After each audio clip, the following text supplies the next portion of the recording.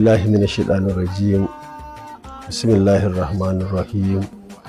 وصلى الله على نبي الكريم. yan uwana jama'a jihar Kano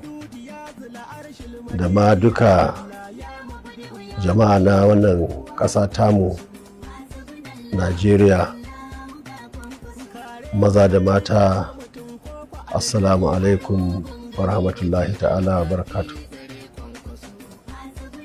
Ina so wa duka al'umma musamman musulmi barka da zuwan wannan wata mai alfarma, watan Ramadan, watan da musulmi nake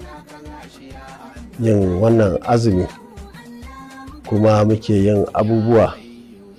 na alheri a cikin wannan wata domin neman sauƙi da soyayya ga annabi Muhammad sallallahu alaihi wasallam. Wannan wata ne mai alfarma, watan da ya kamata dukkaninmu mu tsaya mu daɗa gyara halayenmu, mu yi abubuwa waɗanda suke za su daɗa inganta imaninmu. Wannan wata muna fatan dukkanin abubuwan da muka koya a cikinsa a cikin ragowar watanni 11 ya kasance mun ci gaba da su a wannan duniya ta. A nan nake son godewa dukkanin al'umma musamman mutanen jihar Kano wanda suke bamu goyon baya da haɗin kai akan wannan harkoki namu na siyasa, tun daga ward ɗina ta Kwankwaso, Madobi local government da dukkanin al'ummar da suke ƙananan hukumomin nan 44. Muna gode musu ko muna addu'a Allah ya saka musu da alheri. Ina so in tabbatar musu da cewar mu a cikin wannan tafiya tamu ta Kwankwasiya da wannan jama'iyya tamu ta NNPP za mu ci gaba da yin abubuwa wanda al'umma za su ci gaba da alfahari da mu, musamman kula da harkar ilimi, musamman inganta rayuwar mata da matasa da sauran jama'a wanda suke mabukata,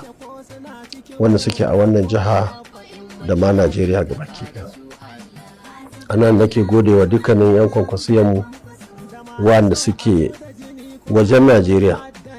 wanda suke ta yin aiki ba dare ba rana a ƙasashe daban-daban, wanda suke mana addu'o'i, musamman 'yan kwankwasiyanmu na Saudi Arabia, wanda na sanar da cewar da yawa daga cikinsu kuma a kullum suna tafiya Ka'aba domin yi mana addu'o'i da sauran manya-manyan masallatai da suke ƙasar Saudiya. Ba na son ci gaba da kirga ƙasashe domin ƙasashen da yawa dole in aka ce za a kirga sai an manta waɗansu. Haka dai muna godiya kwarai da gaske, kuma muna fatan za a ci gaba da aiki domin yada wannan manufa, wanda a halin da ake ciki ƙasashe da yawa suna amfani da irin wannan aƙida tamu da irin kayayyakin da muke sawa, kuma samun nasara musamman a wannan sashi namu na Afirka. A nan nake addu'a irin abubuwan da suka sassamu a wannan tsakani na rashin jin daɗi, musamman gobara da aka yi a kasuwanninmu, musamman abubuwa waɗanda suke marasa daɗi da suka faru. Muna addu'a Allah ya kiyaye mu, ya kiyaye dukiyoyinmu da rayuwarmu da mutuncinmu gabaki ɗaya, amin. Ina so jawo hankalin al'umma musamman akan abubuwan da suka faru a wannan jiha tamu ta wannan gwamnati da aka sha wahala aka kafa ta, amma ba tare da wani dalili wanda mu muka sani kwakwara ba. Aka ɗauke ta aka kai ta daga wannan tsari namu na Kwankwasiya suka koma gandujiya. Wannan abu ne na takaici, abu ne wanda yake mara daɗi, amma Allah shi ba kansa sani muna addu'a Allah ya sa duk abin ya zama mana alheri, amin. Akwai zaɓe da aka yi jiya Asabar na 'yan majalisunmu, ya'ya ga remu, 'ya'yan 'yan majalisa wanda Allah ya yi wa rasuwa. Mun so mu sa su a cikin jama'iyyarmu, amma yanayi yadda abin yake da gwamnati suka ɗauka suka shiga cikin wannan tsari na gandujiya, mu ne musu fatan alheri, muna murna duk da dai bamu ga mutane sun fita kamar yadda ya kamata ba, amma dai kowa ya san dalilin da ya sa haka. Ina son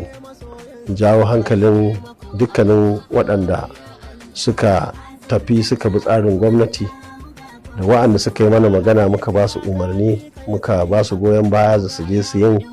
kuma su yi mana aikin da ya kamata a gurin, da waɗanda ma ba su yi magana da mu ba,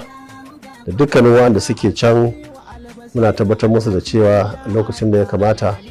kofar mu a buɗe take ga dukkanin ɗan kwankwasiya na asali, wanda kuma Allah ya sa ya je gida ya yi daidai da shi na gandujiya.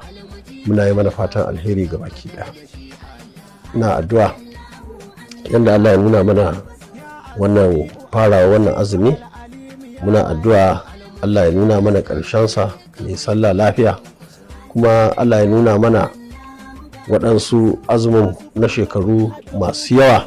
masu zuwa. Muna addu'a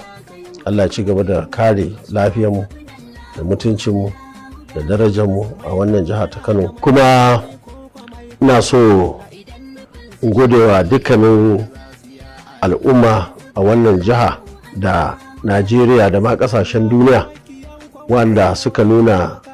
matuƙar damuwa na sa sunana a matsayin wanda ya ƙaddamar da shari'a a wannan jiha,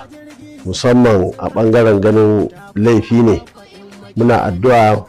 muna godiya ga dukkanin waɗanda suka nuna rashin jin daɗinsu kuma suke mana addu'a ta alheri. Muna godiya ƙwarai da gaske, kuma muna addu'a Allah ya fitar da mu lafiya domin ƙasa ta ci gaba da zama lafiya da ƙaruwar arziki